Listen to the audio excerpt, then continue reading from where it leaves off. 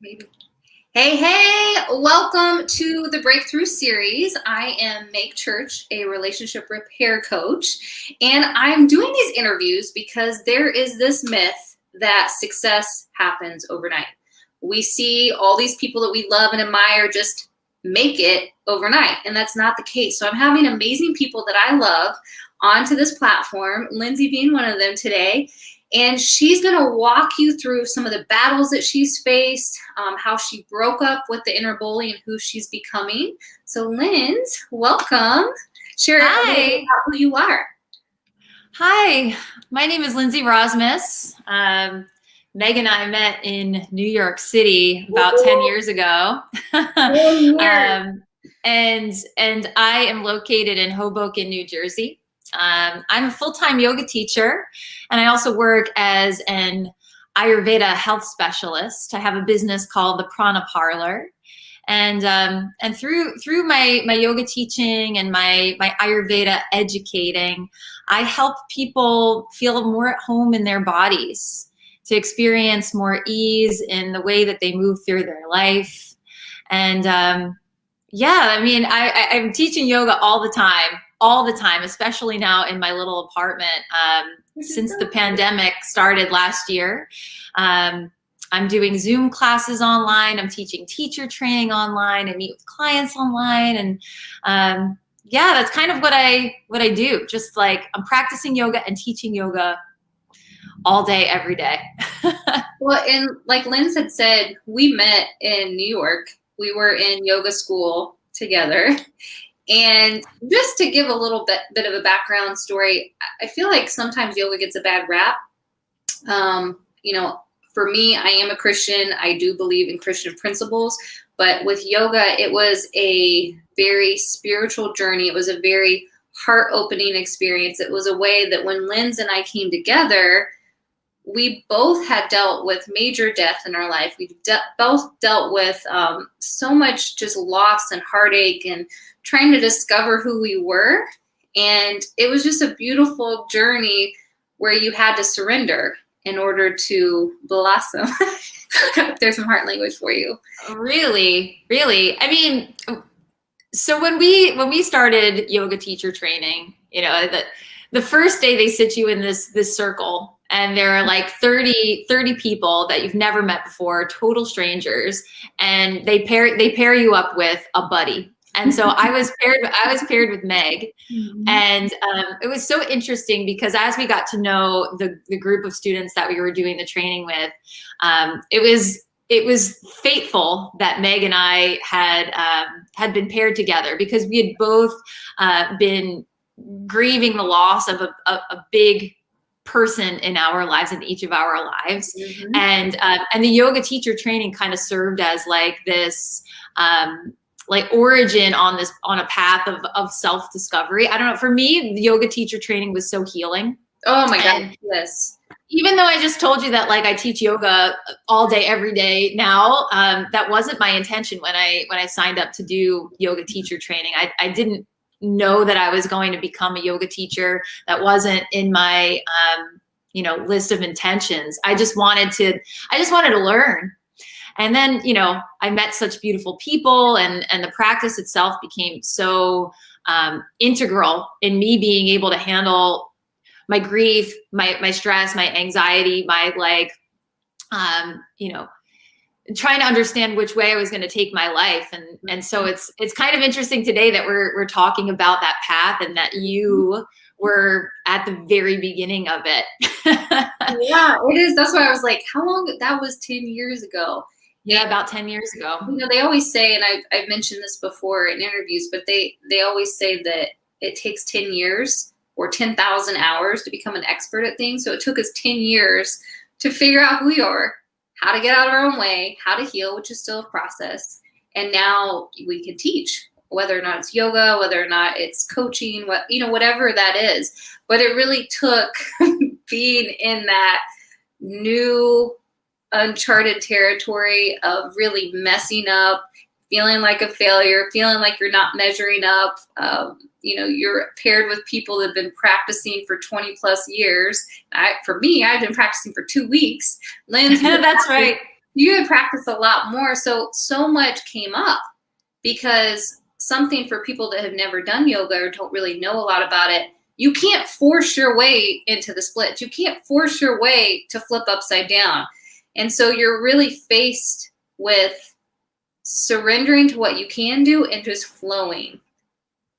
Yeah. And be okay with it. So for me, at least, that's what I felt. Yeah, totally. Yeah. And so it's interesting that you say it takes like 10 years or 10,000 hours to become an expert. Mm-hmm. And I like very much have the perspective that, at least through the lens of yoga, that you're always a student. You can teach what you know, but you're always a student. But it has taken about like since the beginning of teacher training until now to really feel like it's only been recently that I feel like I've really stepped into my own and like owned being the teacher that I am. You know, they say that it takes a while to find your voice as a teacher, and I think I found my voice in the past 5 years or so. Like I kind of settled on a style that is me and a way that I teach that is authentic. But it's only been like in all of the change and evolution that's happened in the recent months that I feel like I feel like I'm really showing up as myself. And it's taken all of that time and all of that practice to be able to feel that way. To feel like that I can be like the saying, fake it till you make it. I think I've been faking it till I make it, like for like the past 10 years, until now I finally feel like I can show up and teach and present myself in a way that has a lot more confidence behind it, and I'm not so shy about it anymore either. Well, I feel like just to kind of discuss more of like becoming, because it's part of the process, actually stripping away your ego to just face you being a beginner is very difficult. Like if you think about when we were in school, we had to record ourselves doing a flow. We had to coach. We had to teach in front of everyone. We had to speak a language that was not our native language. We had to do so many different things that really could just break you open to your vulnerabilities of not feeling like enough or not feeling worthy enough to teach, and really just face that rawness of who we were. So I want to know, because I know some of these, but some of the battles that you personally have faced, not just in teaching, but in life in general, since those things go together so much. Sure. Yeah. I mean, the universe, I felt like, was against me for a little while. Mm-hmm. And then I, in retrospect, everything happened the way it was supposed to happen. Yep. I moved to New York City to go to school to study interior design at FIT, and I loved it. I loved design. I loved art, and I graduated in 2008, like right when the economy was tanking, when we were going into the recession, and I had a great internship at the time. And I thought that was going to lead to a full-time job, and it didn't, because that firm that I was working for ended up like laying off half of the people that were working there. So the intern working in the library wasn't going to get a gig. And I settled for a job right out of school that was like adjacent to interior design. That it was like a lighting design gig, and I was like, well, if I'm going to be an interior designer, then I'm gonna have to know how to light my space. So I took this job as a lighting designer, and I wasn't happy in that job. I was working with some really fun people, but I was like, this isn't what I want to do. And then I got laid off because that was like the trend that was happening.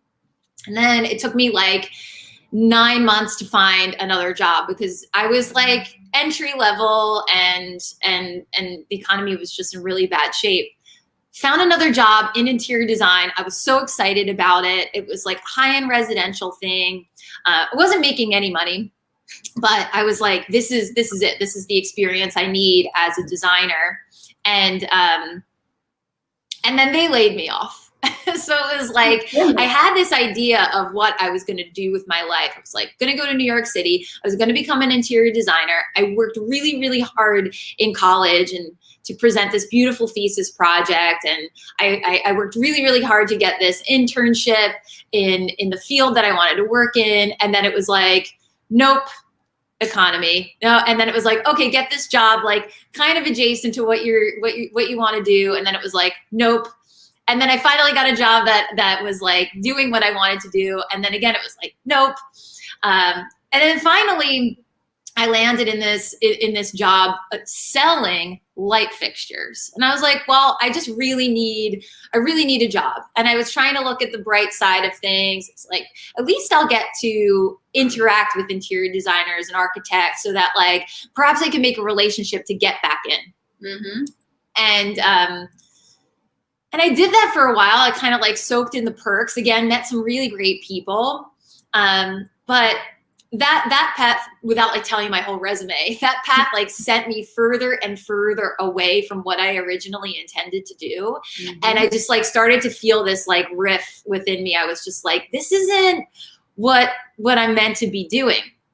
And until I eventually like woke up with a series of panic attacks and I was like, I have to quit this job. Like I have to try to do something else because it's really, really not agreeing with me. But now like go back to retrospect that if I hadn't worked in this lighting job that I hated so much, I never would have met the girlfriend that I was with that encouraged me to go out the night that I met my husband on the street in New York City. So I never would have met him. I never would have been positioned on 19th Street down the road from the yoga studio, which mm-hmm. led me to you, Meg, and to my yoga practice. And it got to the point where it was like going back to working in interior design, even though that was like always my goal, like the yoga practice was inserted on that path, and somehow that became more important to me than what I originally thought. And so like it felt like the universe was against me, but it was like, we got to take you way out on this detour, girl, to meet the love of your life and actually to help you discover your dharma.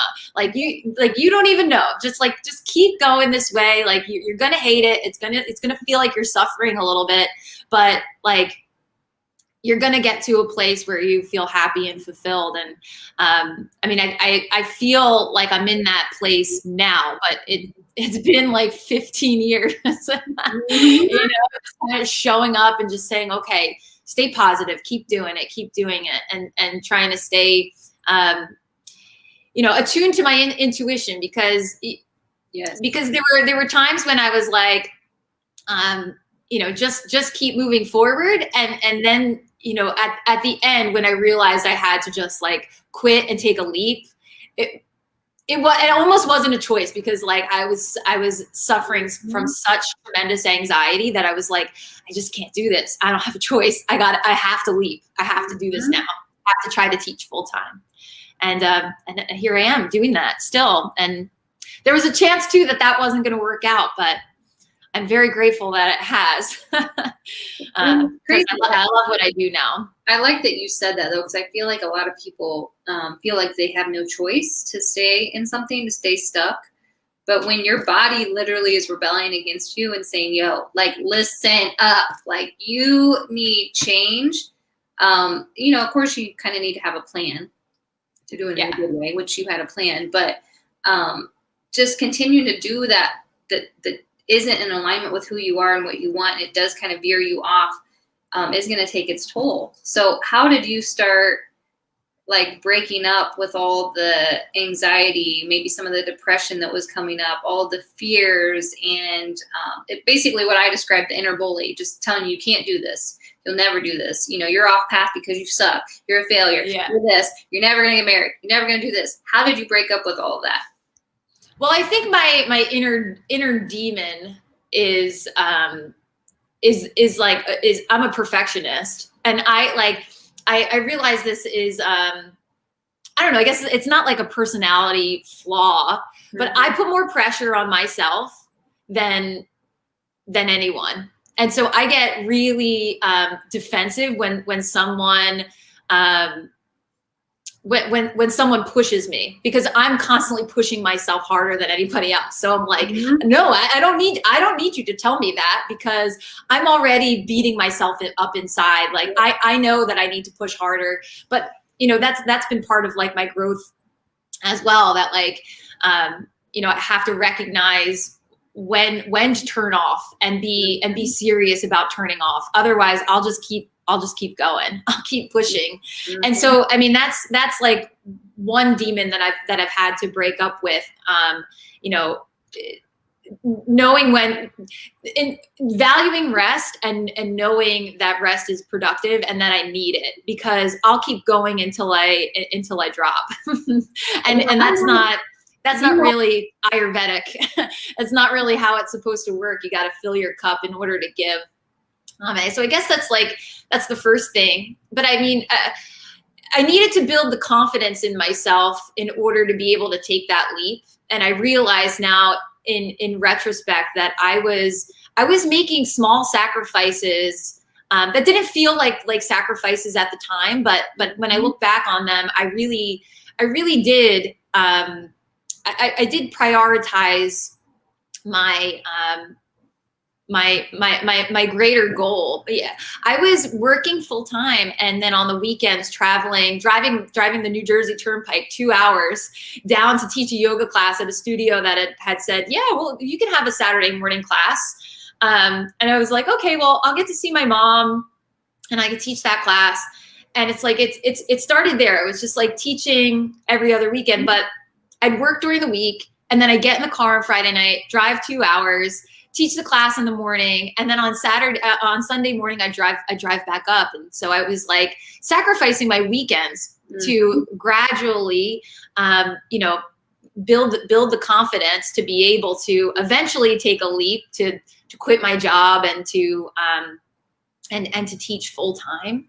But I don't think that without those small sacrifices, that I don't think I would have built the confidence to eventually be able to break up with the inner bully. I think that you have to you have to put the work into yourself in order to believe in yourself, and then the leap can be taken. And because of that perfectionist that was inside of me, she's still there. There's a witch in here. I just like try to keep her in check. But I felt like I needed to build the confidence first, and then ease up on the perfection next, and just try. Because without trying, I wouldn't have gotten anywhere. Like I took this course recently, and the biggest takeaway for me was this I don't know, affirmation or a challenge is to take imperfect action, even if it's a small step. Yep. And to me, that was like, it was such a game changer. And like every day I kind of say, okay, take imperfect action. What is something small that can move you forward, that'll help you stay confident in yourself, and keep you on the path. But that's really, like, for me, that's what I struggle with the most is feeling like, I'm comparing my journey to someone else's, and especially to someone's that's further on the path, like doing what I'm doing. Comparing myself to a teacher that's 10 years ahead of me. Like you can't do that, because they've already gathered all of that experience. And of course, social media is a difficult place to be. And you told me, Meg, that comparison kills authenticity. I never forgot that either. And so, taking imperfect action, recognizing that comparing myself to others was only going to harm me and my ability to connect with my self-confidence. And you can't show up as yourself if you're afraid to put yourself out there. And so there are things that have to happen in order for that to come through.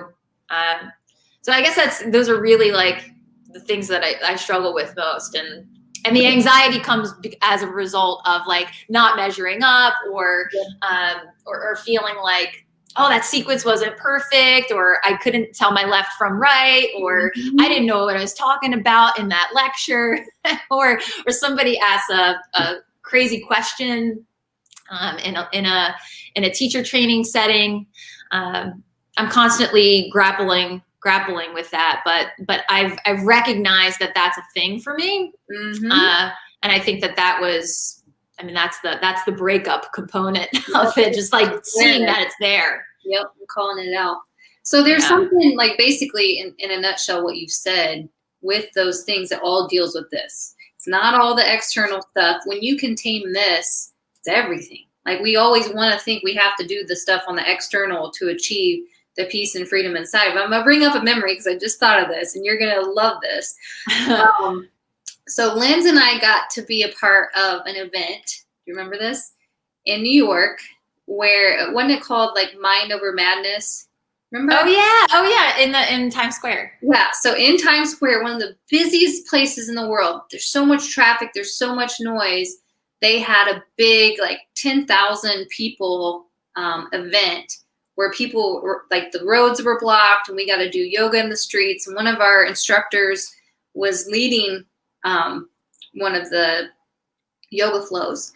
And I remember being there with you, with all these people, with all these distractions, and what they were trying to prove is that you can still find stillness. You can still be mindful with the most distractions around you. And to me, it was really pivotal. I would just remember thinking, this is so incredible.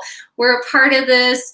You know, our instructor's up there talking about our hearts being broken down into a million different pieces. And I think, I know I was crying. I think you might have been, I don't know. But I remember you looking at me and saying, like, this is going to be one of those things that before we die, we'll never forget. Like, it's going to come through our head because it was that pivotal. It was that, I don't know, kind of experience where it's never going to leave your mind as far as what you learned and just how powerful the mind can be when you really get still and just focus on you and focus on your instructions versus watching this person do crazy poses or this person talking or this person answering a phone call, right? Yeah. Well, I think, that event was so special because I mean, you think of Times Square is iconic all over the world, recognized as being like this sensory overload of like lights and taxis and beeping horns and commotion. And we were in the center of that iconic place with still thousands of people, but they were going inward. And this is actually one of the things that I think is just so cool about practicing yoga. It's often yoga gets confused with flexibility or the athletic side of things, but the idea really is to use your body, your breath, your attention to find this interface between your external environment, which is chaotic and you have no control over it, and your internal environment, and your mind can be just as chaotic and it can get attached to what's going on outside, but you can choose what happens in here. Yep. and create a more stable internal landscape. And that's really what yoga is intended to do. Like the definition of yoga's chitta vritti nirodha, it means it's a state, yoga is a state of mind in which the fluctuations of the mind cease. So when all of that swirling settles down and the natural state of your soul, according to yoga philosophy, is peaceful. It's unchanging. It's vast. It's serene. It's connected, and that's always underneath the surface. And it's like the yoga practice helps us to peel back all of those layers and be able to create this direct route to what's within, and bring that out into the world, so that it's like whatever is going on around you doesn't impact you as deeply as it might if you didn't have that connection with yourself. And that was like, Times Square was like the ultimate example or analogy of that. It's like, here is this crazy sensory overload place. And if you could do it, if in the middle of Times Square, if you could drop in, then you can do it anywhere. Yeah, it really was. It was, I don't know. It's funny when we're talking, I think about all the things in New York. I'm like, oh, that was one of them. I know, so many New York City memories. I mean, I'm like right across the river from New York City, and I haven't been there in a long time too. It's just not safe yet. Mm-hmm. So you kind of talked about what you're doing now and who you've becoming, but you can talk a little bit more about what that looks like today and maybe what you're even aspiring to do. If you want to share any of your little nuggets, as you always say. Yeah. Who's the Lindsey today? Who's she becoming? And then, yeah, go from there. Sure. Yeah. Well, I mean, when I quit my job to teach yoga full time, I was taken in by this studio in Hoboken and by a group full of teachers that I just massively respect as people and as teachers. And I was unsure of myself when I was beginning. But they believed in me. And so I started to believe in myself. And at that studio, I started to build a following and to find my voice really, truly as a teacher. And, recently that studio closed, it shut down. And, because of the distance, I've been trying to stay connected with the community, by teaching classes online. And what's so interesting is that I needed to develop that confidence in myself to do it on my own, because I didn't think that people would show up to take my classes, but they have. And to my delight and my gratitude to them. But it's so I have been moving, since the yoga studio has closed, I've been trying to more independently offer my yoga classes, and to continue doing some teacher trainings online. But that's kind of where I'm going. I didn't think that I would be in a position to teach independently and to, run a business more on my own, separate from a yoga studio. That's really like a new concept. If you said that I would be doing that last year, I don't think that I would believe you. First of all, because like being in front of a camera is like its own thing, right? Now I'm like comfortable in front of the camera. I could teach yoga classes in front of the camera, but last year that wasn't something I was comfortable with. So, stepped out of the comfort zone to do that. But because of the community that I was teaching with before, helping me to, believe in myself and for them to continue taking my classes, I'm able to keep moving forward on this path of teaching. And, any opportunity to teach is an opportunity to learn. Yes. And so like, I want to make the classes as I give 100% of myself to all of my classes. And I feel like if they start to get stagnant and stale, then I have to dig back in and take more classes myself or do some more reading or enroll in some kind of course. And so that's kind of where I'm at with it. I'm in this pocket of offering my classes digitally, I think I'm going to continue doing it because there are some people that have been practicing with me from Amsterdam, from Australia, from Seattle, from Dallas. And like, it's just so beautiful that even when things like start to go back to a studio setting and, practicing within a studio will be in place again, I think that the online component and teaching online will stay. And so I'm trying to create a community online for that and cultivating that. But in addition, I'm trying to create some courses about Ayurvedic lifestyle or living Ayurvedically. If you're not familiar with Ayurveda, those of you who are tuning in, Ayurveda they call it the sister science to yoga, but it's the word Ayur means life, and Veda means knowledge, and it's essentially the system that is designed to help you experience balance and wholeness in your body, your mind, your spirit. And so it can be done to the max. Like there are Ayurvedic hospitals and Ayurvedic doctors in India, or it can be just as simple as making small choices about what to eat that day, or when to eat that day, or what activities to do, or when to do those activities. And I really think that that this ancient practice or lifestyle can be applicable to our modern lives. I've seen it help me. And so I'm in the process of creating some courses that can help others use that as a reference to experience a little bit more ease and balance. So that's where I'm going. Navigating the self-marketing on Instagram and Facebook and all of that. That's another thing that, like, I'm not a selfie person.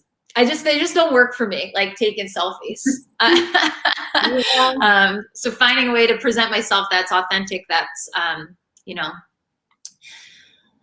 in alignment with where I'm going. So that's what's next.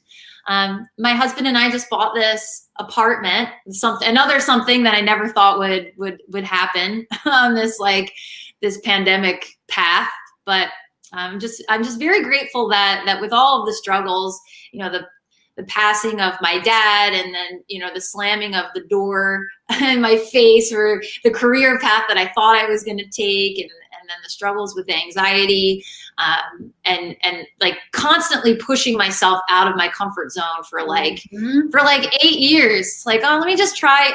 I'm not sure of myself, but let me try. And then I got, finally reached this place where I can kind of go out on my own and give it a shot. And I'm very grateful to be in service. Let's say that I have the opportunity to be in the seat of the teacher. And to me, that's such a blessing. That's such a blessing. Guys, you have to check Linz out, because we learned teaching together at the beginning stages, and she always had such a fun, the way she taught, her sequences, the things that she would say were so different than the way that I did things. We had different gifts in that area, and that's the beauty of having different teachers. And so I can only imagine what that looks like now after all the practice, all the continuing education, and putting yourself out there. So should they follow you on your Instagram? Yeah. About the courses, upcoming courses and classes where they can take yoga from you. Yeah, I'm on Instagram at Lindsey_Rozmes. All of the information about my classes is on Instagram, but also my business website is pranaparlor.com. And I'm really, really excited. I had this opportunity to coming up to teach a course on Yoga International, which, if you are a yoga practitioner and you're interested in learning how to layer the principles of Ayurveda into your physical yoga practice, I have a course coming up called Vinyasa for your Vikriti. Your Vikriti is your imbalance.